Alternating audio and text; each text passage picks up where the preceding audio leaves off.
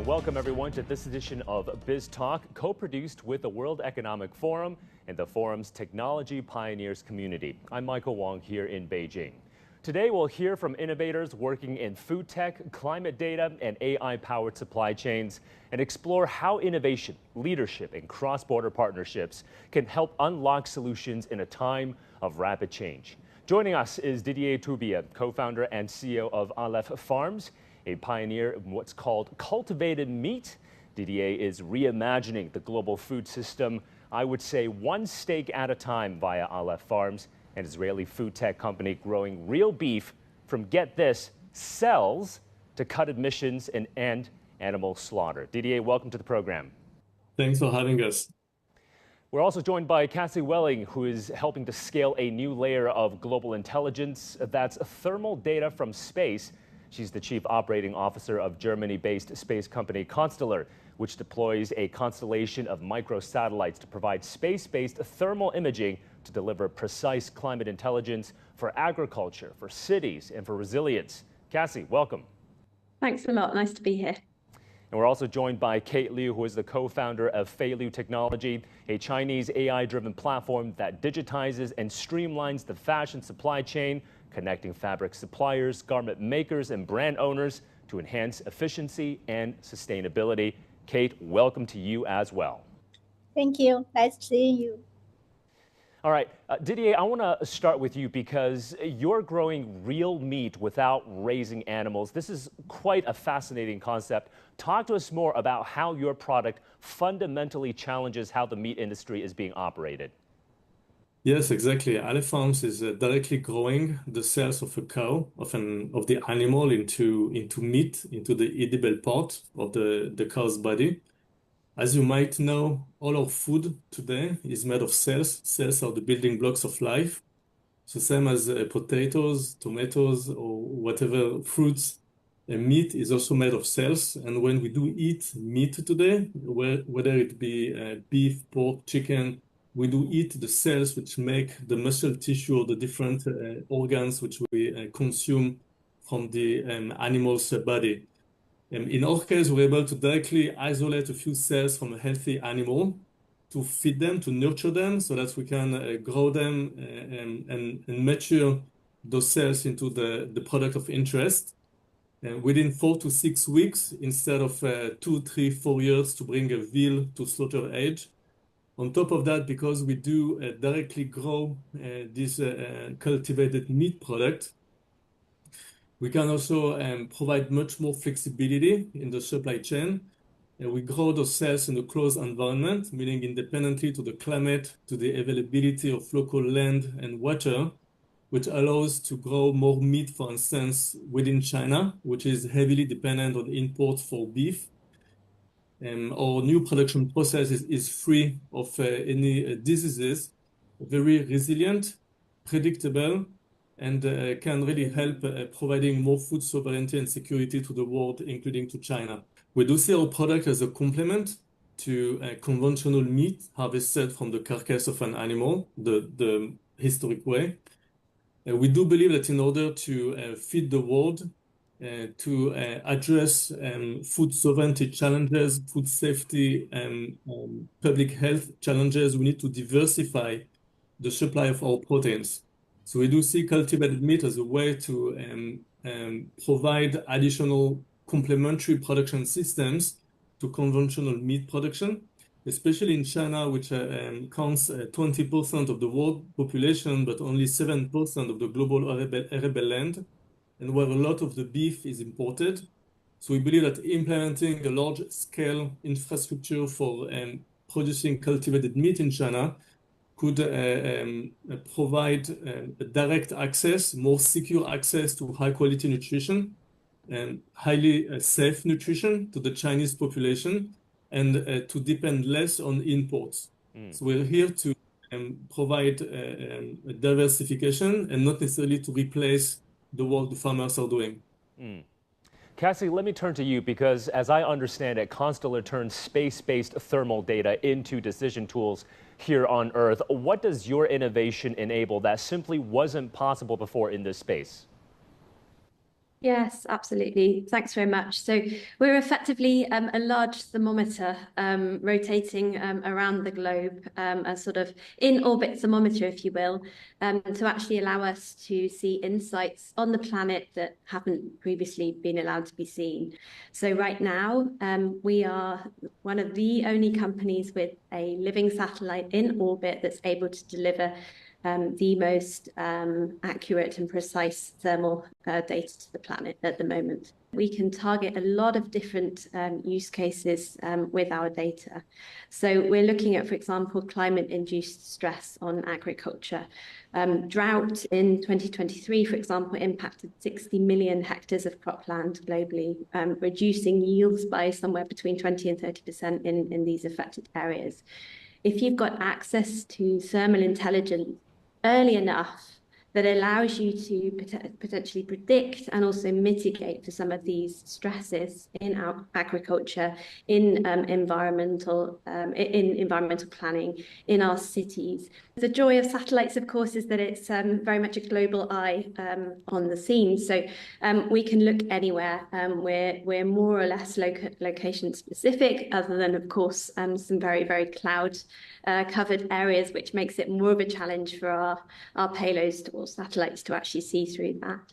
But for us, I think there are some really, really significant and relevant factors for the Chinese market. So first of all, yield optimization and food security. So China has the world's largest is the largest agricultural producer across the world. We can look at how our systems can integrate with precision irrigation and pesticide planning, really looking at improving yield and reducing input costs.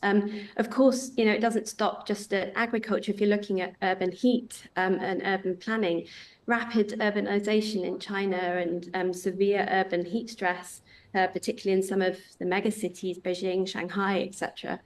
And then finally, looking at, for example, energy infrastructure. Within China, looking at monitoring this, industrial compliance and so on. So there's a massive energy infrastructure base in China. So with our technology, it's possible to actually detect. We can very much look at that environmental compliance topic and support industry in becoming sustainable while still being able to be feasible and economically viable. Yeah, so in terms of urban planning, I think there's a lot of potential there.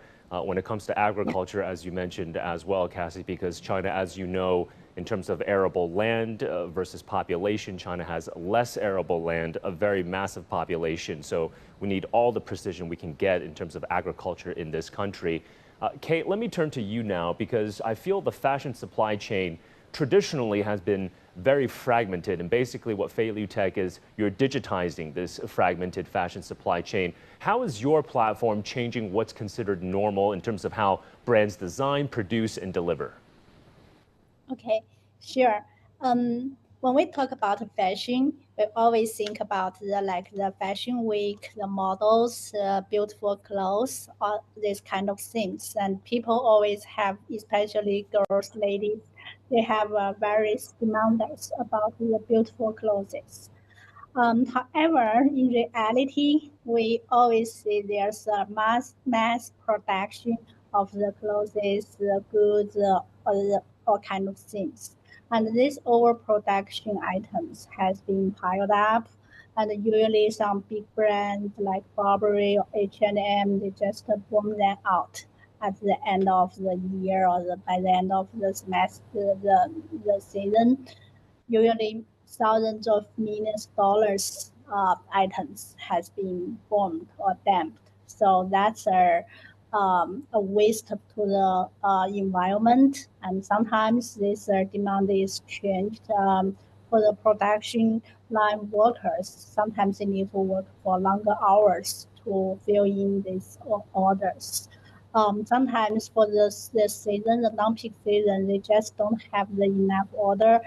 So the workers in the production line, they didn't have many work to do. So clothes is the first thing for people to be paid a lot of attention on that. So there's a big market for that. But the things with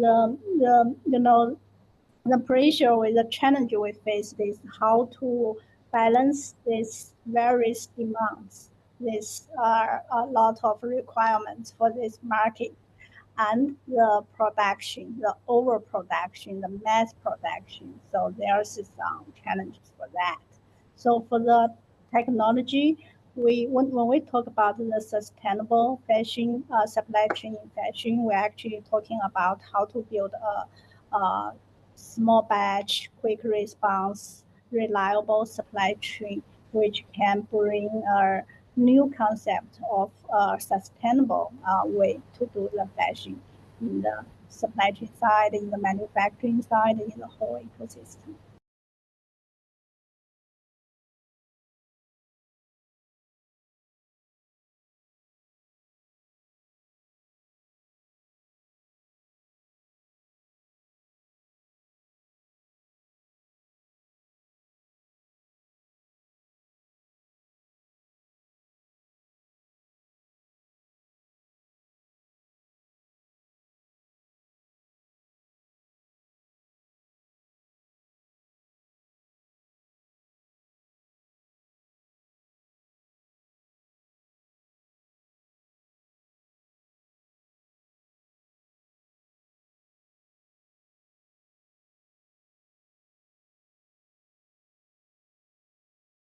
Kate, Cassie, Didier, I think these are all very big breakthrough ideas, but I feel innovation, of course, certainly doesn't succeed on tech alone. The next challenge is how your companies, your innovations will need to earn trust, shift mindsets, and then get others to come along as well. So let's talk about what it really takes to turn your innovations into scalable solutions as well. And Didier, I want to come to you because you're not just introducing, I feel, a new product. You're really asking people how to rethink what meat is. What's been the biggest challenge you think in earning public trust? That's a good question because, of course, food is an emotional product. You know, people connect emotionally to their food, and listening to the customer, to what they want, and understanding the consumer's culture, localizing our products as well is very important because, you know, the consumers in China are looking for different types of foods or meat than the consumers in Singapore or Japan or for sure the US or the UK. We're also looking very high level with governments in Asia and in different parts of the world to make sure that we align the policy making and the country strategy with what we do. So in order to make sure that this new category will gain traction, we work both on the consumer level, making a great product fitting consumer preferences, but also at the public level, government and public agencies to make sure that we fit into the longer-term strategic plan for the country so that we have also this push top-down in parallel to the pull from the consumers. Fascinating, fascinating concept. I like how you framed this, Didier. This is not, I guess, we have to think about this. I was originally thinking about this as meat grown in perhaps a lab, but it's really about innovating on a very traditional way in terms of how food is consumed, how food is grown, innovating on traditional food science and food technology, I guess. Cassie, let me come to you. What's one misconception that potential partners or clients you think often have when they first hear about your technology, and what are you doing to perhaps clear up those misconceptions? Yeah, thanks. So I guess the interesting thing about temperature is that it affects absolutely every single one of us on the planet. So it affects where we live and effectively what we eat, because it's the key parameter in terms of understanding crop stress, crop yield, optimizing that. But it's also a factor in enabling us to build sustainable, healthier, greener cities. So temperature in and of itself isn't a variable that people find a difficult concept. The challenge is really understanding the data that's available in order to make the sorts of decisions that we need to make, whether it's for our food security, for our resilient cities, for our climate forward thinking. And the challenge here is that there's a fast growing and obviously validated market demand for high resolution thermal data. People get that, thermal data and temperature plays a role in all of these factors and planning and economic futures. But not all companies, not all governments, not all different types of organizations have access to that sort of high level of analytics, know-how and data processing. Then we've obviously facing the challenge of government contracts. We're building a platform, so we're really allowing people to actually engage with data via a platform that's developed and not just providing a raw data stream. And this basically allows us to abstract that complexity to wider audiences that are not so au fait with Earth observation data. So we're actually offering a service where we provide them with access to a very specialist time or area from our constellation that allows them to have this direct, let's say, data basis for the specific use cases that they're looking at. So it might be looking at, on the one hand, different types of security application, but at the same time being able to address some of these more civil agriculture, food security, climate resilience, urban heat topics more broadly. Wow. So Constellar, I feel, is really pushing the boundaries of decision-making here on Earth via space. Kate, let me turn back to you, because fashion supply chains, I feel, are often run on relationships and perhaps legacy systems.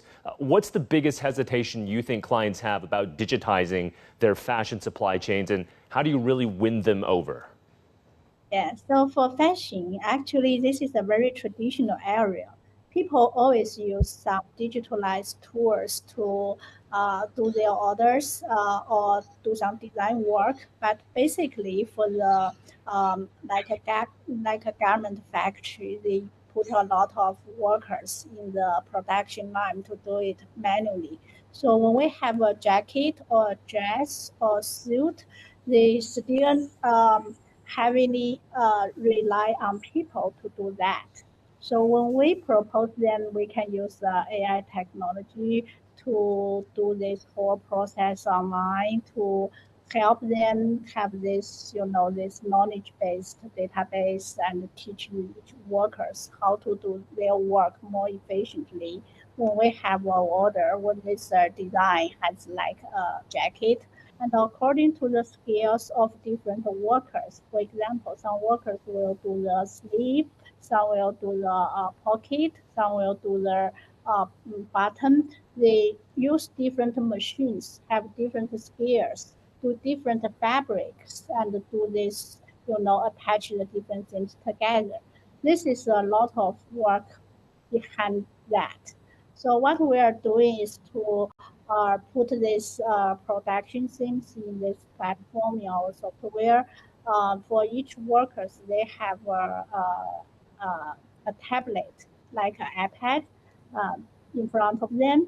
This iPad is like this is like a teacher, a coach, to teach them how to do their work more efficiently.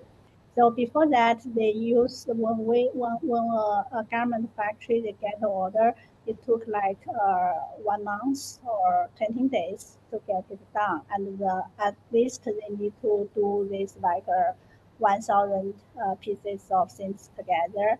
If you only have like 10 pieces of clothes, they cannot do it in a very quick response way. Or they need to hire people so they can do these things with full skills. Now with the software help, they can still use their original workers, these machines, and they just trying to put these different pieces together, put them into the different workers. So when you go to the factories with the software, you can say they have these different things together, like spider web. So workers sit there and they have different pieces of fabrics come to them, and they just do the orders according to his instructions or video instructions in their pad. So in this way, they can do their orders in 7 days instead of 20 days before.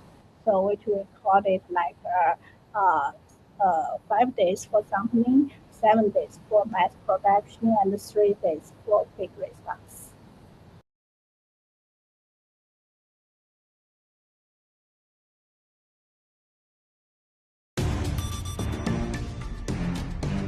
.360-degree profiles of industry movers and shakers, tech mavericks, and policymakers. We drill down on their success. We ask how they set strategy and how they navigate in an increasingly competitive market. Real talk, real business. Join the conversation.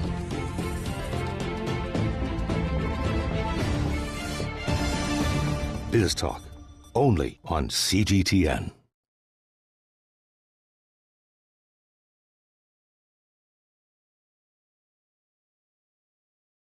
Well, Kate, Cassie, and Didier, I feel like every bold idea faces headwinds. I want to pivot now a bit more to the risks from your respective businesses and what it will take perhaps for your innovations, not just to grow, but to endure as well. Didier, if the cultivated meat industry does not scale globally, what do you think will have been the biggest reason why? The main challenge we still need to address is how to grow, to scale up this global infrastructure for cultivating animal cells, quick and large enough so that we can drive the cost down in a time frame which will really allow us for long-term and sustainable success. Same as many innovations, cultivated meat will start with smaller quantities, higher price. I think that what we need is to engage with a country such as China to also work hand in hand as a public-private endeavor project to invest massively in building the infrastructure, scaling up cell culture, and drive the cost down. I think this is really what needs to happen. And again, that's a standard roadmap for cost reduction and increase of acceptance and wider traction of any new technology which is launched. Cassie, let me turn to you because it seems like everything you've described shows that thermal intelligence has massive promise. What's the biggest risk that could slow or stall its impact, and what is it going to take to overcome that? Yes, I mean, Constellar and with our space data and our infrastructure, we more or less operate at the intersection between sort of climate, digital, geopolitical, space, economy. So there are many sectors in there that are very sensitive to, let's say, microeconomic, macroeconomic, geopolitical, and other, let's say, regulatory constraints and conditions and policies. So I think there's some quite interesting geopolitical tensions. I think that potentially, stress that business model. I think you've got geopolitical fragmentation is obviously one, looking at, let's say, east-west polarization and different, let's say, regional needs, regional constraints. Now, so I think we have an opportunity and a challenge there, in that there is a changing time there. There are different needs coming into the mix, but at the same time, climate change isn't going to go away. And I think that our data can really service some of the needs that governments have. And particularly areas where there are very big urban areas, high populations, strain on infrastructure, strain on agriculture, and really try and drive some of that policy making forwards with really granular, high precise Earth observation data. Yeah, Cassie, I think you're absolutely right in terms of China's commitment to tackling climate change, because China is very firmly committed to its climate neutrality pledge in terms of being carbon neutral by 2060. It needs to get there sooner than many of the developed economies as well, going from carbon peaking of 2030 to net zero by 2060. So that climate data is going to be very relevant, I think, for China in particular. Kate, let me turn to you. So as global supply chains digitize, what do you think will be the biggest threat to the long-term success of platforms like yours? Yeah, actually, this for the supply chain, it always rely on the collaboration among different places, different cities, or even different countries. So, for example, the clothes, they can be designed in one place and have the fabric in another fabric provider in another places, and have the zipper provider in another city or another country, and have the sewing in another city. So this is a kind of supply chain network. During the current situation, the global situation, the U.S. tax or all those things policy, it makes this supply chain being more, being more weakable or have a lot of challenges nowadays. And finally, Kate, Didier, and Cassie, let me ask you to all look ahead. Didier, imagine it's the year 2050. So what does the global meat industry look like if Aleph succeeds?